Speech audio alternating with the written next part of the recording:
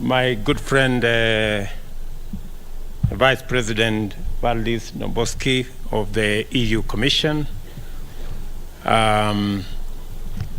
ambassadors present, our two great people, Dora and Alfred, who managed to do the hard work so that we can have this agreement in place, ambassadors representing various EU countries present, private sector members who are here, distinguished guests, ladies and gentlemen. I welcome you to this great morning, a very important occasion when we finally are putting pen to paper on an agreement that has been outstanding since 2016, when we agreed as members of the East African community to engage with our brothers in the EU with the view of having a partnership agreement. Welcome, my friend Dombrovskis, to Nairobi. I'm informed that you have been to the national park to enjoy our wildlife. I'm also told you have been to some of our flower farms to see how the fine produce that you find in Europe, where it is grown, how it is grown, by who. That is very encouraging. Nairobi is a very interesting city, as you may have known. On one side, we have a whole wildlife national park. On the other side, we have a canopy of forest in the middle of town. That is how Kenyans blend diverse elements and generate sustainable complementarity. The government and the people of Kenya acknowledge with great appreciation the cordial relations existing between the EU, represented here by great ambassadors, out of which a long-standing and fruitful partnership has emerged and grown to cover several areas of mutual interest, including trade, investment, development cooperation. And I record here that EU is the second most important development partner for Kenya after the World Bank. And it speaks to the great friendship and partnership between our two countries. We are our country and the EU. We are here today to mark a very important milestone in our remarkable partnership, the conclusion of the negotiation of the EU-Kenya Economic Partnership Agreement. I recall when we last met in Brussels, and I came in March this year. We tasked the chief negotiators to expedite the outstanding aspects of the process with a view to reaching a conclusion before June this year. This is an agreement that has been outstanding for almost 8 years. And if we had left it the way it was, it would take another couple of years. As was said here, agreements are negotiated over years, maybe decades. But the record 7 months that this agreement has been brought to conclusion with the active, dedicated, committed support and working around the clock by Dora and Alfred deserves commendation. Congratulations. Tuwapigie makofi jameni. Thank you very much. When I had an engagement with the President of the EU Commission, I did commit that the government of Kenya will do its part to make sure that we conclude this agreement before June this year. And I want to thank the two chief negotiators for being good people at taking instructions. When I am therefore greatly pleased that this has been accomplished, and I want to thank the EU Director, Trade for Africa, and Kenya's Principal Secretary and their technical teams. I know behind them have been many people who have put this agreement together Today's milestone also represents a giant step forward for the East African community partners, because as my good friend has said, this agreement just sets the stage for finally bringing the East African community partner states into the agreement. And I have also issued instructions to Moses that, and I want to commit to our EU friends, that by you signing this agreement with Kenya, we also commit that we will work with our East African partner states. We will work with the 28 African states that are members of the tripartite free trade agreement, so that we can bring them on board this agreement subsequently. And hopefully we can also take this all the way to the Africa Continental Free Trade Area, so that we can build a bigger market, build a bigger consensus, and be able to do more with the populations that exist between Europe and Africa.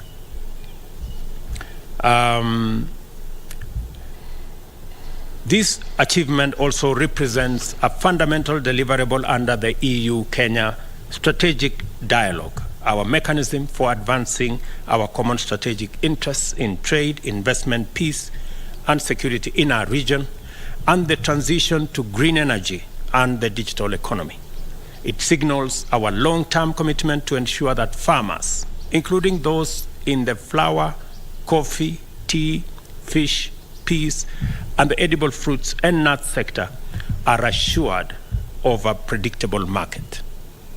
Although the EU is already Kenya's largest export destination, accounting for 21% of Kenya's total exports, the agreement we have negotiated provides significant opportunities to enhance this performance. It assures a stable market for industrialists, for our farmers, and also industrialists in the European Union that deal in machinery and mechanical appliances, pharmaceutical products, chemicals, electrical machinery, beverages, and other processed products of an assured market in our country. Additionally, the agreement will grant Kenyan products immediate duty-free, quota-free entry into the EU from the day it comes into effect. And in recognition of our varied stage of progress along the development journey, products from the EU will progressively receive duty reductions over a period of 25 years. Beyond trade, the agreement is also designed to stimulate investment and manufacturing. Consequently, Kenya is prepared to strengthen its manufacturing sector in order to enhance our exports to EU globally. We are finally ready to take our place as a global player in export-led manufacturing and services. I encourage European companies that import goods from Kenya to invest in value addition here and export finished value-added products out of Kenya. And just to put this in context,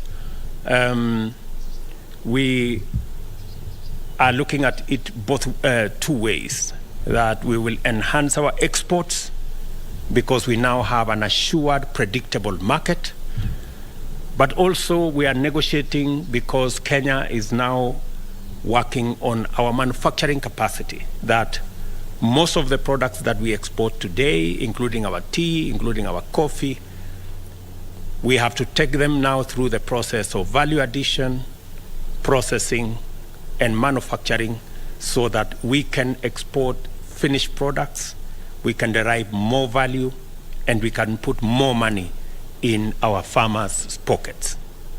In our budget this year, we have removed taxes on packaging material to facilitate export of finished products that are packed by Kenyan and European partners working together to export our products. It is our intention to reverse our manufacturing as a percentage of GDP that has been going down.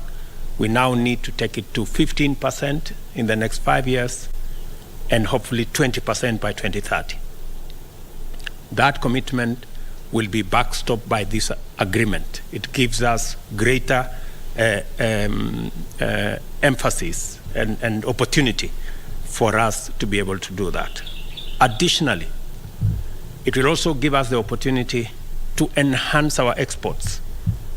As has been said, we've had challenges with our exports as a percentage of GDP, and this opportunity also will give us the chance to be able to enhance that. Nafikiri nitasema kwa Kiswahili kidogo, tuelewe ya kwamba hii agreement ambayo tumekamilisha kwa miezi 7 ambayo imekuwa ikishughulikiwa kwa miaka 7 na ingeendelea vile ilikuwa inaendelea, ingechukua miaka zingine nyingi. Wakati nimeenda Brussels, tumekubaliana na president wa EU ya kwamba hii agreement imeshughulikiwa kwa muda mrefu, tukamilishe kabla ya tarehe 30 June mwaka huu, na nafurahi ya kwamba tumekamilisha in time. Na sasa mambo mawili yatafanyika. Ya kwanza, tutaongeza ile mazao yetu ya kilimo na products zingine ambazo tunapeleka katika EU market. Pale katika EU market ni watu karibu nusu bilioni ambayo sasa ni soko ya taifa letu la Kenya, na ni nchi 27 ambayo hii agreement itakuwa imewekwa sahihi kati ya Kenya na nchi 27 za EU.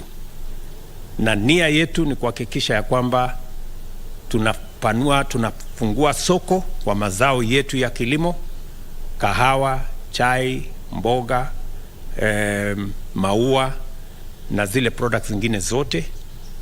Na vile vile tumeshakubaliana ya kwamba hatutakuwa tunauza mazao yetu bila ya kuongeza dhamana, na ndio sababu vile vile tumesema sasa tutafanya partnership kati ya kampuni za Kenya na kampuni za EU ili tuweze kuwa na value addition, agro processing, manufacturing, ndio tuweze kuuza mazao yetu kwa bei ya sawa, tuweze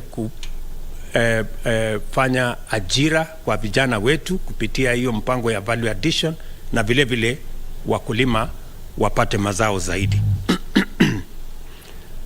Na ni ya muhimu kwamba sekta ya kilimo ambayo ni sekta ya kwanza ambayo tumetambua kama manifesto ya Kenya Kwanza tuishughulikie kwa mpango huu. A further achievement of the negotiated agreement is that it anchors Kenya as a natural hub for European companies seeking markets in the EAC, COMESA and SADC, and eventually to the Africa Continental Free Trade Area. By locating your investment in Kenya, you will gain market access to the rest of the African continent. And I am pleased that we are doing this at a time when we are also advancing the implementation of the Global Gateway Africa Europe Investment Package, which was announced at the 6th EU-AU Summit in February. It will promote trade and investment accompanied by trade-related development cooperation, thereby further deepening the economic ties between EU, Kenya, boosting sustainable economic growth and enabling us to create more jobs.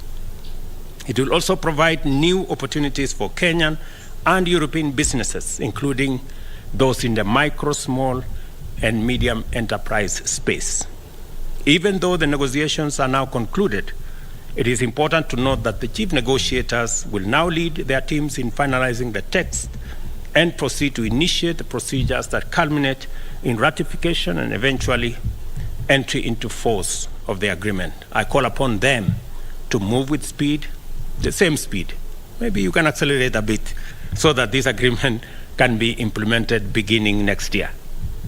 The EU-Kenya Economic Partnership Agreement also anchors a framework which enables us to direct our strategic focus towards tackling climate change and further commits the parties to take active measures to promote sustainable trade. I look forward to deepening the partnership between Kenya and the European Union in signaling to the world that trade and investment must not imperil the planet and can rather save it.